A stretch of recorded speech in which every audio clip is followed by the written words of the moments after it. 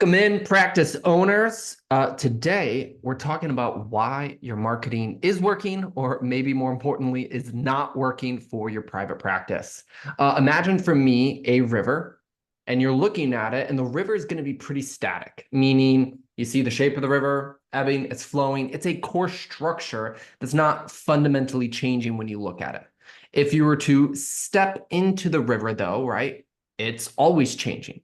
When you look at it from a big perspective, the structure is pretty set. But when you look at it from a small perspective, it is not repeating in any way, shape, or form.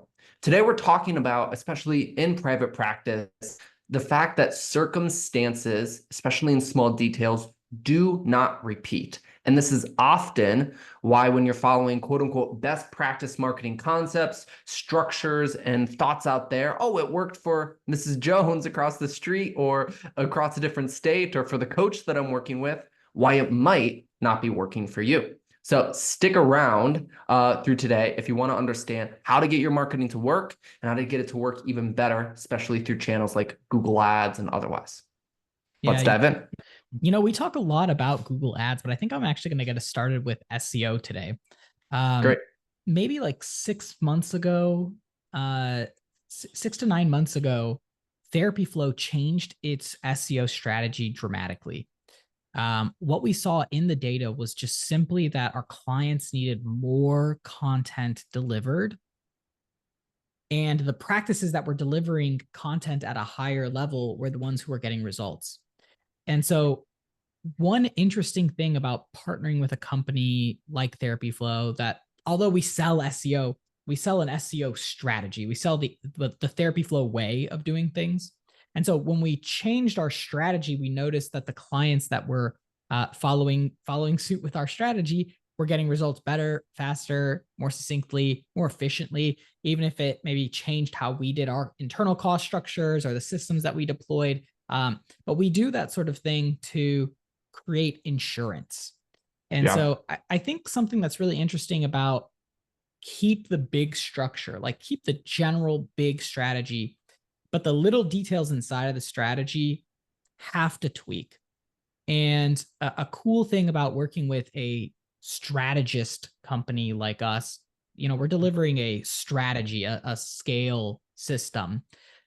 Something cool about that scale system is that when you make little modifications like that keep up with the times, or update based on data, that's how you're going to win.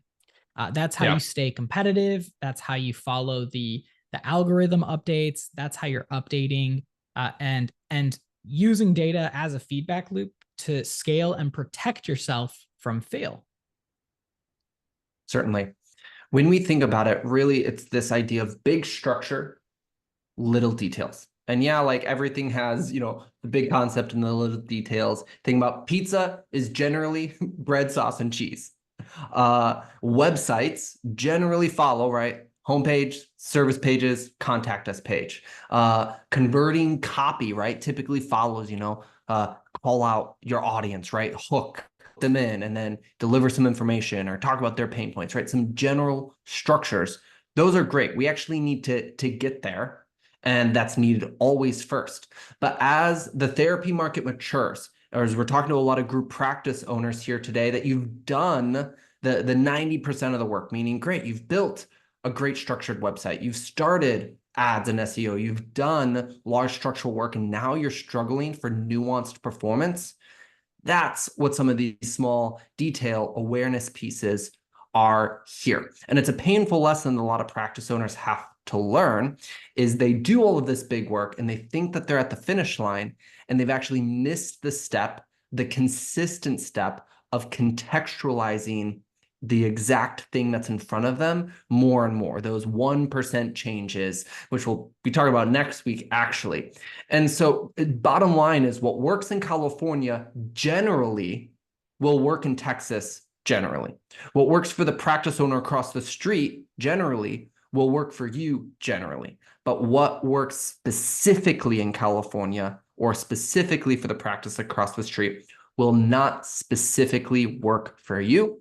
And that's often why marketing fails to perform, is because of specific details and the lack of inputting them in a productive way. Yeah. I think as business owners, I mean, I've been in business for like 10 years now, right? And I think one of the thing that's maybe it's like the most annoying is that the thing that you want to have happen just one time, it's almost never a one-time thing. It's almost never a one-time thing. And if you think about it, if you can realistically hire a person to do the thing, that probably means that it's an ongoing thing.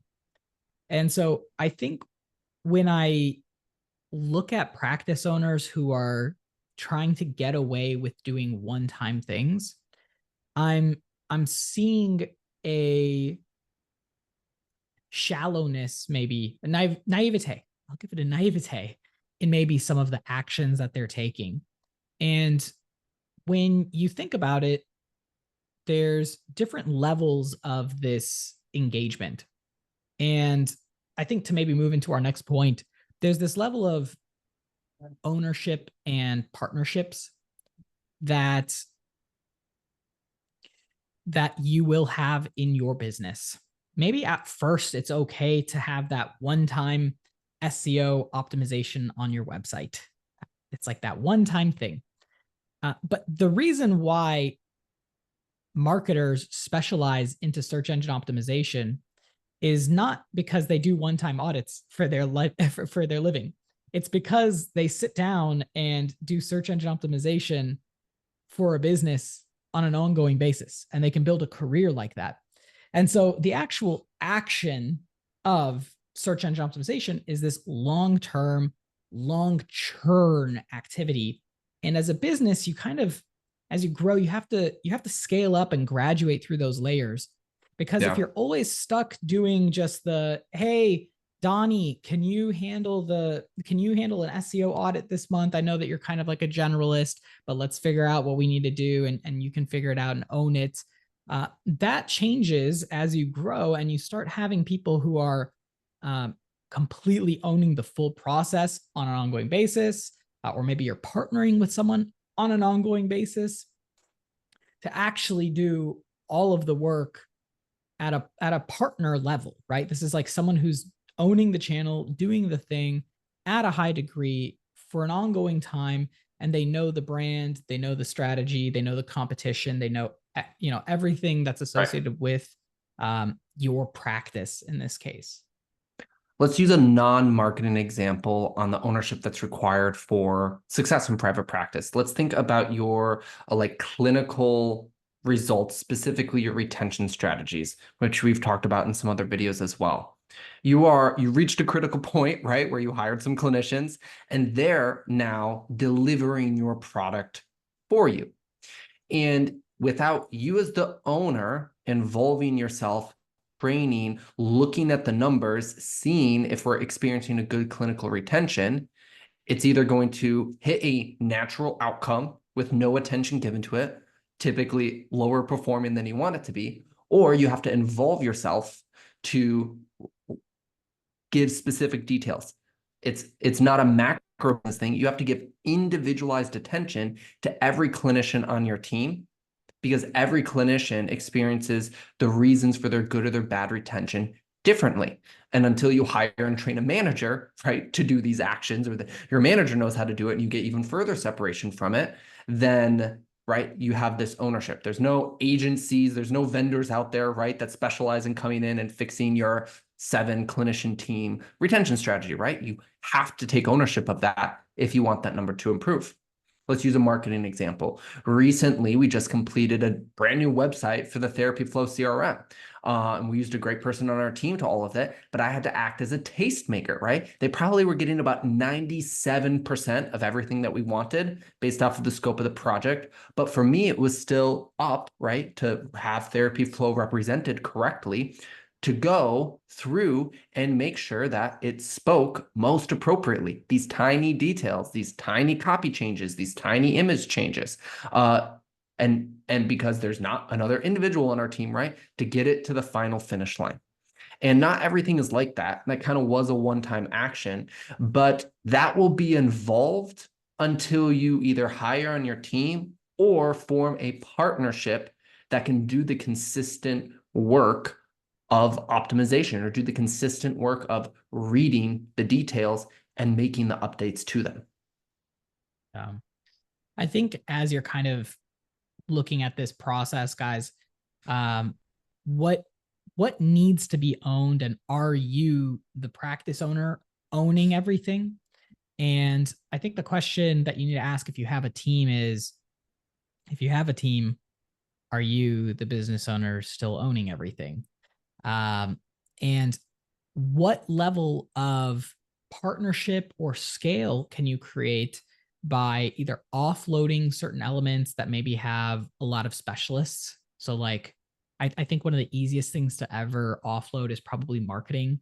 And I make the example for like Google ads. It's not something that you need to have someone like sit down and look at every minute of every day, unless you're spending like $100,000 a month on Google ads. Right. Some of you are. And so maybe you do need to have a full-time person who's just doing Google ads and just doing that for your team. But it's also, it has such a diverse set of skills to just do one ad well. Like you need to have a copywriter, someone who's good at media, someone who's actually good at media buying, and optimizing those elements. And so there's multiple specialties. You have to do a lot of things, and it's diverse, and you don't necessarily need them like full time sitting there watching, waiting for you. Right. And so it's a great way to offload and find partners to maybe Yeah. manage and own certain channels or certain strategies. And Yeah. I think you can do the same thing for any input point and output point in your practice, aka who is it the person who's owning the intake process? What are their inputs and outputs? Are you still involved in that process despite having a person there? And then what are the small things that they're changing or updating on a regular basis so that the big picture stays the same? You still have the same river, but the objects in the middle get tweaked according to data and according to what's working for you and your practice. I mean, speaking of data, all of you, if you watch these videos consistently, you might get sick of Attilio and I harping on data and taking action. But it's a little bit like if you were driving a car that didn't have a gas gauge, you would always wonder, right? When am I going to run out of gas? When am I going to run out of gas? But it's no different than driving a car that has a gas that doesn't have a gas gauge as it is driving one that has a gas gauge and you never look at it until you run out of gas. And that's often what's happening with not micro numbers, but big numbers inside of your different departments. Big things like your cost per lead.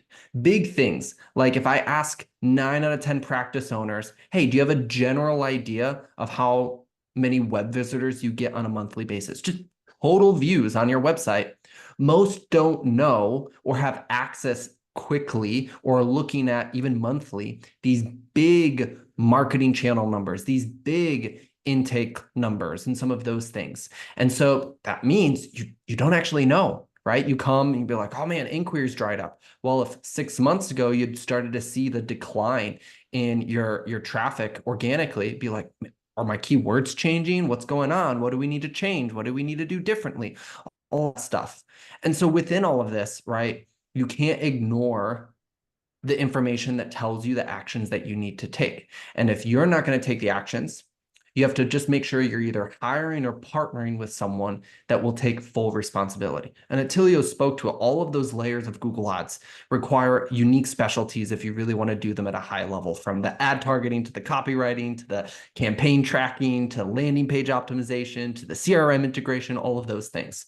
And so what you really need to focus on as a practice owner is all layers of responsibility fulfilled. Here at Therapy Flow, we take a channel responsibility approach, meaning we want to be a partner in all of the important layers for the service we're going to provide. So if it's SEO and these 9 things are important for your website's ranking, like the article and blog content, we're not going to make the practice owner sit down and write the 8 blogs a month that are needed. No, we're going to take responsibility of that so we can own responsibility. Same with all of the Google ad layers. But if you are working with a partner that they don't do the landing page optimization, which is actually most Google Ads companies out there in the space, then someone has to be reading that and making changes weekly to monthly to get that to be successful. and see the result that you're looking to get. Best of luck, guys. We'll see you on the next one. We'll see you next time. And next time, we're talking about 1% changes and 10% changes that add up in the therapy business. Good one. We'll see you guys soon.